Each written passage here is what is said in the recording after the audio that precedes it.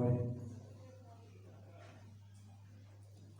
Umuryango rero nk'uko Kiliziya ibyigisha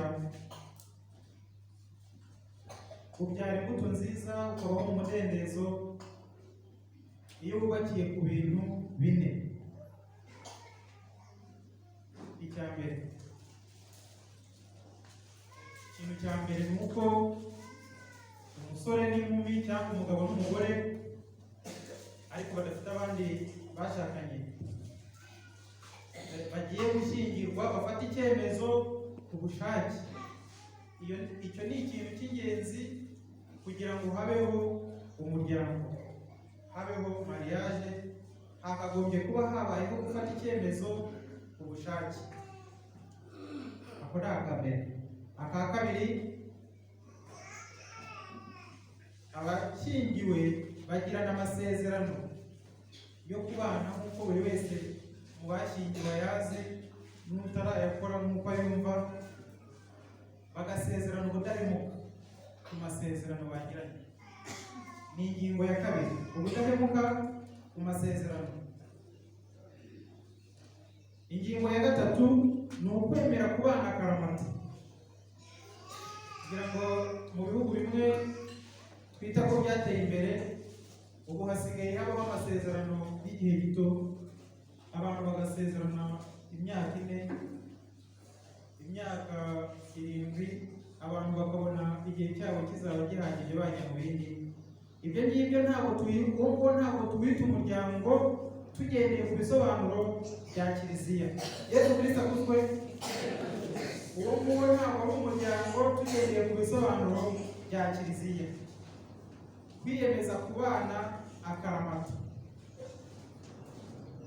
Ingingo ya 4, irema ya 4, kugira ngo umuryango ube ari umuryango mu bisobanuro bya Kiliziya nuko habaho kwakira no kurera abana Imana ibahaye. Kwakira no kurera abana Imana ibahaye. Kimwe muri ibi bibuze, iryo shyingiranwa nta buziranenge riba rifite. Ntabwo twabyita ishyingiranwa muri Kiliziya. Umuryango Imana yawuremeye muntu kugira ngo umuntu abeho mu mudendezo. Imana yabitekereje mbere ikirema muntu nk'uko yahise imuremera umufasha, yatekerezaga icyashimisha muntu. Imana ishaka ko umuntu abaho mu mudendezo. Umuryango rero ni uwo gufasha umuntu kwishima. Muzi neza ko hari ibisobanuro dusigaye tuba umuryango ariko bitari muri uwo mugambi w'Imana. Bimwe na bimwe turabizi, zaguba kubone n'ibindi n'ibindi, ariko ntabwo ari Imana yari igamije. Kubera ko ari isezerano ry'Imana, umuryango birashoboka ko waba ahantu umuntu aruhukira, yishimira kandi akabaho mu mudendezo. Aha ndagira ngo tuganire kuri bimwe, ni bimwe ntabwo nabimarayo, namwe muraba muzi ibindi. Ubutaha wenda twaganira tugeze kuri iyo ngingo ahandi hantu bishobora gutuma umuryango Imana yaremeye ko mu mudendezo koko ubaho mu mudendezo. Amasomo y'uyu munsi umupadiri yatwigishije mu misa ya 3 yagarutse ku rukundo. Aha ngaha ndagerekaho ikindi kintu, gukundana nk'abashakanye, icyo twita amour conjugal. Umugabo n'umugore kugira ngo babeho mu mudendezo bakwiye gukundana nk'abashakanye. Burya iyo umuntu ashyingiwe n'undi si umuhango, ntabwo ari umuhango gato. Bitandukanye na ba bantu bihereza gukundana gusa ariko ntibagere kuri iryo sezerano. Iyo umwe yiyemeje gushyingiranwa n'undi, bitandukanye n'urukundo rusanzwe. Buri wese umwe yitanga wese kandi akiha mugenzi we wese uko ari. Yesu Kristo akuzwe. Ni nk'uko umuntu yakwiterura rwose akishyira mu biganza by'undi muntu, nawe akishyira mu biganza bye. Icyo ni cyo twita kwitanga, buri wese ariko yitanga kuwo bashakanye, amwiha wese mu gifaransa bivugika neza ku bacyumva don de la vie, impano y'ubuzima bwawe ukaba undi muntu. Endo total, ni ukuvuga ngo umwiha wese ntacyo usigaje, sans reserve, ntacyo usigaza ku ruhande ngo umukinge. Yesu Kristo akuzwe. Ikaba don definitif ni ukuvuga ngo birashaka gusobanuka kimwe, ariko igifaransa ucyumva abyumva mu buryo butandukanye. Nta kondisiyo n'imwe ushyizeho. Niba wihaye umuntu ntabwo ushyiraho ngo biraba, iyo warangije ubwo ntabwo wongera gutanga kondisiyo kuko biba byarangiye. Wiyemeje kwiha uwo ushaka kubana nawe. Ngiki cyo twita amour conjugal.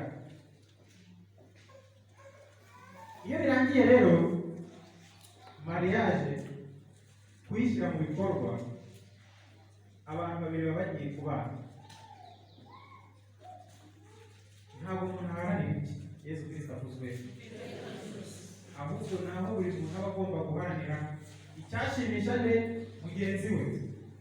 Iyo utangiye kwiyitaho ushobora kwibagirwa undi, ahubwo buri wese yitaye ku cyashimisha mugenzi we, ushobora gusanga mwese mwishimye. Shalom. Icyo ni icya mbere, gukundana nk'abashakanye. Icya kabiri ni ukubahana.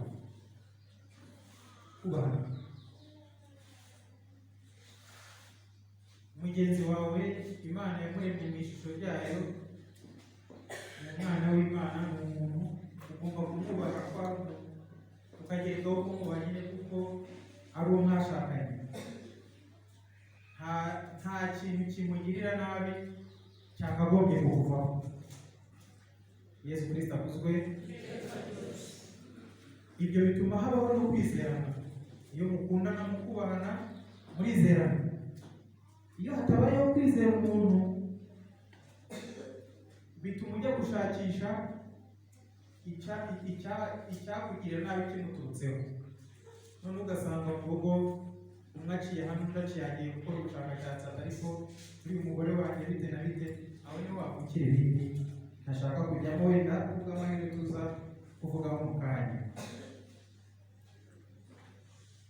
Ntabwo mwabana neza mu rugo hatabayeho kubabarirana. Twese turi abantu, turi abanyabyaha.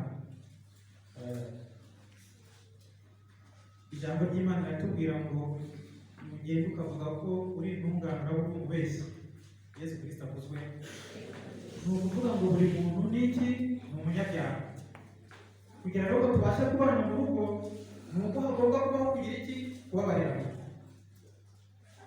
Hari umuvandimwe ujya ukunda kukavuga, aucune rose sans épine. Rose ni ururabo rwiza abantu bose bakunda kuvuga.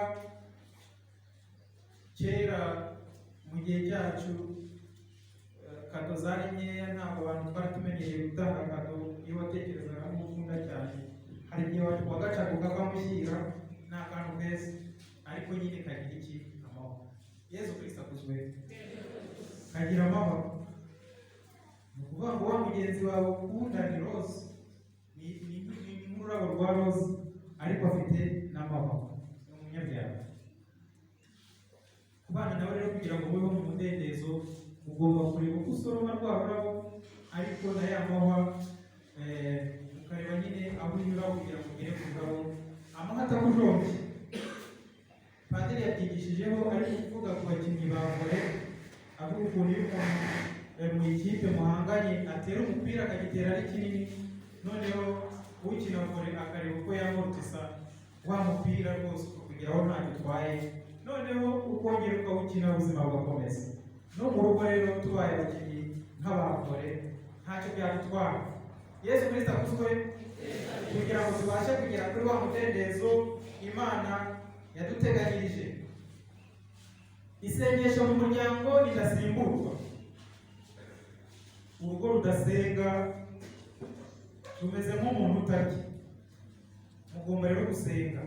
Ikindi nababwira ni uko umuryango wishyize hamwe ngo usabe Imana igituma ubaho, kuko mu muryango rega tuba dukora ubutumwa bw'Imana. Byose iyo nagutumye mu butumwa